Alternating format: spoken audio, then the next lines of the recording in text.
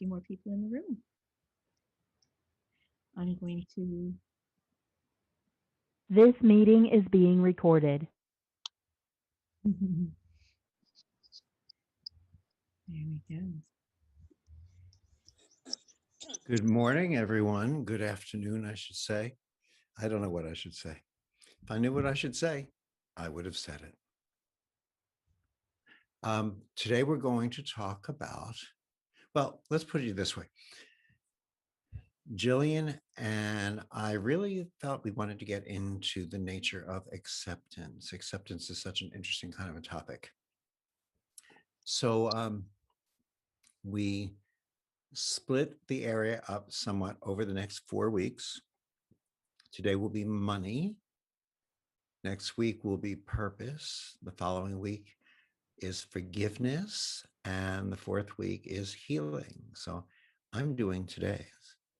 And Jillian is likely going to be doing some of them by herself. And we may share on them in them. And it just kind of depends on how things flow. So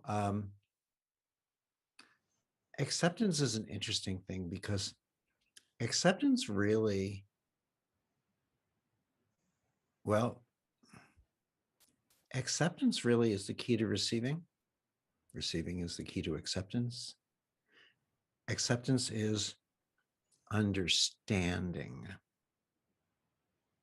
though not necessarily, it's an understanding, but not necessarily a cognizant understanding. An understanding is receiving.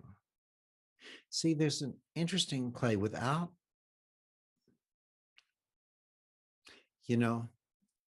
without reception. What can we understand? What can we hear? What can we receive? What can we accept? Acceptance of ourself is an interesting stepping stone into this. Acceptance of ourselves, our perceived weaknesses and strengths, because I say perceived because really we want to say, these are my weaknesses, these are my strengths. But really what we're saying is, these are the things I like about myself, and these are the things that I don't. These are the things I'm happy with. These are the things I want to change. These are the things that I accept completely, and these are the things that I don't accept or I sort of accept. So acceptance of ourselves, our perceived strengths and weaknesses, is the key ultimately to the acceptance of others and their perceived weaknesses and their perceived strengths, perceived by them, and the weaknesses and strengths that we perceive in them. It's a lot of perception. There really is a lot of perception, because how else do we view things, view or see the greater picture, except for the way in which we tend to perceive?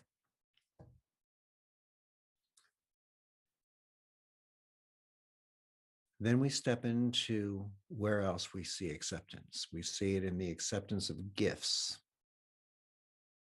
We see it, well, financial gifts, other forms of gifts. Are we awkward about it?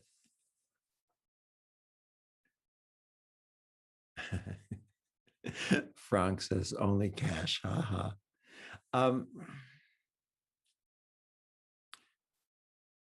There are interesting concepts here, because it's acceptance of gifts, acceptance of rewards, again, financial or otherwise, ultimately reflect our own acceptance of our own worthiness, which is what allows us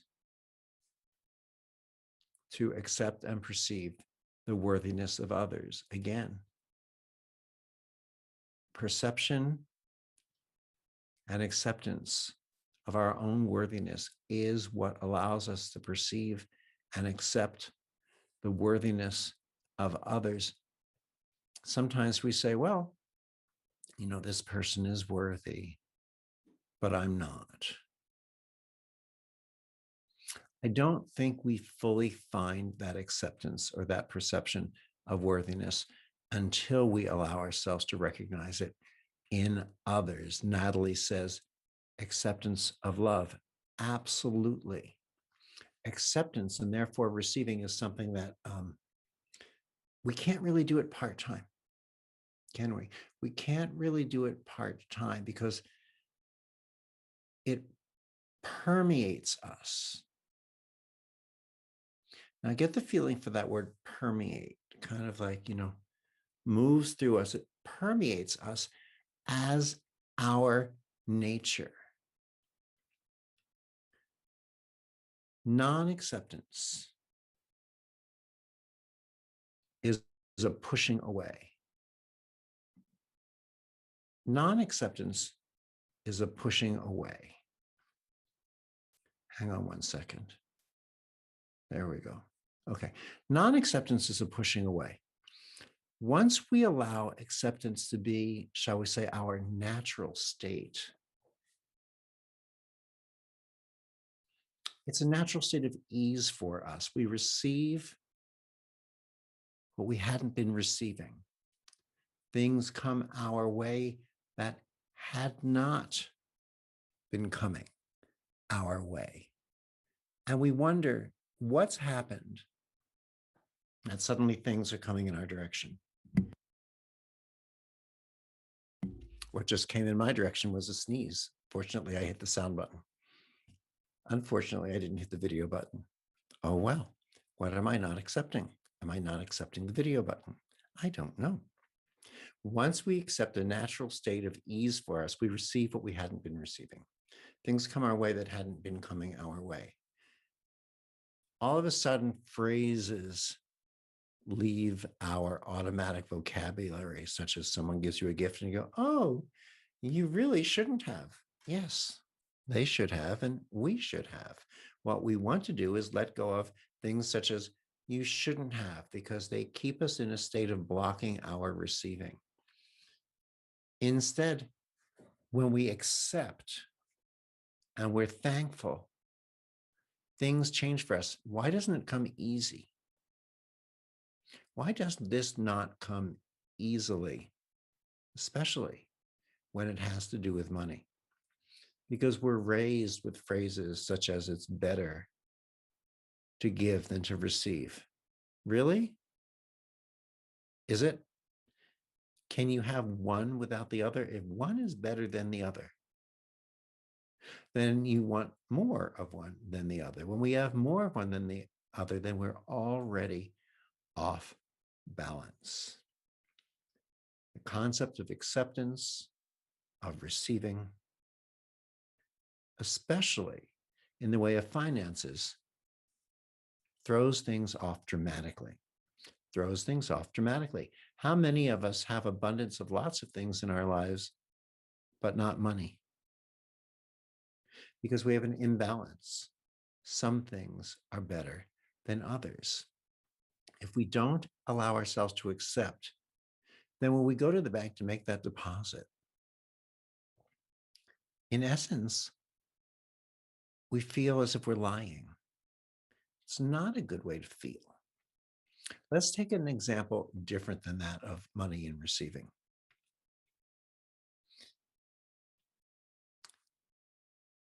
Have you ever gone to a school dance when you were a kid, or worse, a wedding or a big family gathering where they've got one of those horrible wedding bar mitzvah bands, and they play one of those songs you wouldn't have danced to if it were the original, and someone comes up to you and asks you to dance and you can't say no? For me, if I have to dance to a song I don't like, I feel as if I am lying with my entire body and my essence publicly, like I'm wearing a sign. Liar, liar, liar on the dance floor. When we don't feel deserving or willing to accept and receive. We go to the bank. How much in our integrity do we feel? How much do we feel out of our integrity? When we embrace, we feel worthy. Or do we? How about when we embrace a partner? If we feel unworthy, don't you think that partner picks that up on some level? Acceptance and accountability.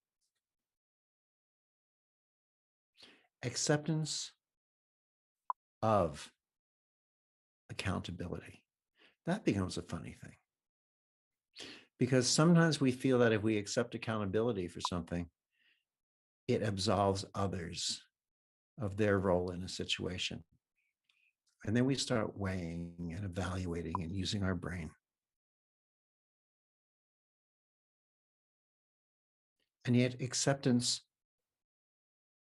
isn't really a cerebral aspect. When we are accepting our own accountability for someone, why would we be weighing it? Why would we be weighing it? Weighing it against whom it has nothing to do with anyone else's accountability, with absolving them or attaching them to accountability. And yet, our own growth is dependent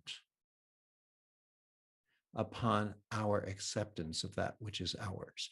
Your growth is dependent on acceptance of that which is yours, which we can't do when we're trying to balance the scales for someone else involved. Resistance can reinforce and prolong the nature of struggle. When we resist something, we stay in a struggle against. When we accept, it allows us to exist in a place of poise, of balance, in which change and ultimately evolution comes with ease and with flow. And by the way, I know that I'm talking about different points, not flowing in one precise presentation, because I want to touch on different aspects in acceptance. And we're going to bring it back to money in a little bit, but I want to dance all around before I bring it back. If you have thoughts, if you've got questions, comments, you know where the hand raise button is, please do feel free, because it's a little difficult for me to read your comments at the same time. But we're going to be discussing the nature of acceptance around topics such as money, purpose, forgiveness, and healing this month. And the funny thing is, as I looked at them, I realized I can't really separate them. You can't really separate them. It's all about receiving. It's all about listening. Take, for example, when we look at money. First of all, we've all heard that money is energy. Acceptance of energy is acceptance of ourselves as we are energy, consciousness, awareness, light, information, and acceptance of ourselves is what allows for the ongoing flow of energy. Without that flow, what do we have? Stagnation. And acceptance of money, being acceptance of energy, being acceptance of self, is self-acceptance. Non-acceptance of money then is another term for non-acceptance of self or self-denial. Non-acceptance of money is non-acceptance of self, another word for which is self-denial. Might self self-denial be the ultimate in poverty? Might self-denial be an example of the ultimate in poverty? I remember when I was a student in chiropractic college, and we talked about autoimmune diseases, certain kinds of rheumatoid arthritis, scleroderma, many different things, autoimmune disease. And I remember hearing someone say, autoimmune diseases is the ultimate in self-rejection. It's when the body doesn't recognize and therefore attacks itself. Non-acceptance of money is really the ultimate in self-denial, the ultimate poverty. Money, like energy, is not intended to be still. If money sat still, if everyone held on to their money, there'd be no monetary system. Money, like energy, is not meant to be hoarded or hidden away. It's intended to flow like life, like love. Money circulated is money doing good. Money circulated is money helping others. If we can't circulate, we can't flow. Circulation requires both the ability to inflow and outflow. Both the ability to inflow and outflow, or you will not be able to outflow very much. This is energy. This is love. This is life. The in-breath and the out-breath. If someone said breathing out is better than breathing in, like it's better to give than to receive, how long would anyone be alive? It's like the cycle of rain. What happens? Rain comes down from the skies. It cleans the air, the atmosphere as it comes down. It feeds our rivers, our streams. It purifies itself as it trips and dances over the rocks, as it flows through. It nourishes the land. It nourishes the people who eat the food that grows from it. It nourishes us as we drink it, not to mention it eventually evaporates back up, becomes clouds once again. And as it becomes clouds once again, and it becomes dense and dense, it becomes the rain, and it maintains that cycle. Speaking of a cycle, we all have to wave and say goodbye to the YouTubers. Goodbye, YouTubers. Thank you for joining us. If you want to be involved in more of some of these discussions and gatherings and get-togethers, look down, check the link below. I think you've got a link there that tells you how to join the RLC, the Reconnective Life Community. It's free for the first month. Come play with us, okay? But we are getting into a couple more things before we get into our meditation today. So here we go. We're going to have an exercise. You ready? Grab something you can write with or punch into your smartphone, something, anything. Quick grab. I'll sit here and sing while we're waiting. Well, wait, maybe not. That could be lying with my entire mouth. Pink Floyd's Money. That's very funny. Oh, that's good. Lexi says, nothing says I love my dog quite like spending more money on his haircut than she does on her own. That could do it. All right, got something to write with? Just a quick little note. Hi, I'm Eric Pearl, and we have launched an online course called The Portal. It's an expansion of our online essentials, our level 1, an 8+ hour e-learning course. And we decided to add content because our students were asking for more. What is a portal? It's a doorway to transformation. It includes the 8 hours of the online essentials course, 2 key chapters, one on love and one on healing, and workbooks from our worthiness episode. from the series The Inner Compass. More than 10 hours of content. The portal helps us discover our roadblocks that may be stopping us from living our fullest potential. How does the portal help bring about these benefits?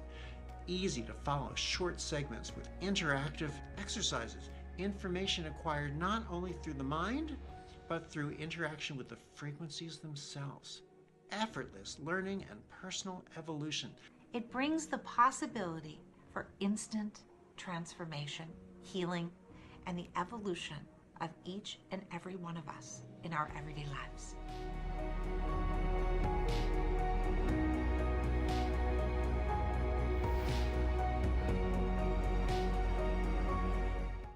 Hey there, family. Dr. Eric and Jillian here. Welcome, everyone. And we're very excited about Reconnective Life, our first online global community. This is the most exciting way we've been able to get together since I founded the Reconnection. It'll be a place where we can do things together. We'll move into breakout rooms at times when that's appropriate. We'll have energy interactions and meditations and exercises. In other words, expect things you haven't seen before. You are so charged. Things we He is so lit about every new way we get to be together every day. Just be together. Let us just speak a little bit about what is going to be the shape of this community. In this community, we can share and discover more. Here we can talk to each other, we can chat, we can learn from and about one another. Jillian, me, our life leaders, and you will be in daily conversation with you. Weekly, we will have Facebook Lives. We will be with you every Wednesday. Sometimes it'll be just Eric. On occasion, it might just be me. Sometimes it'll be the two of us.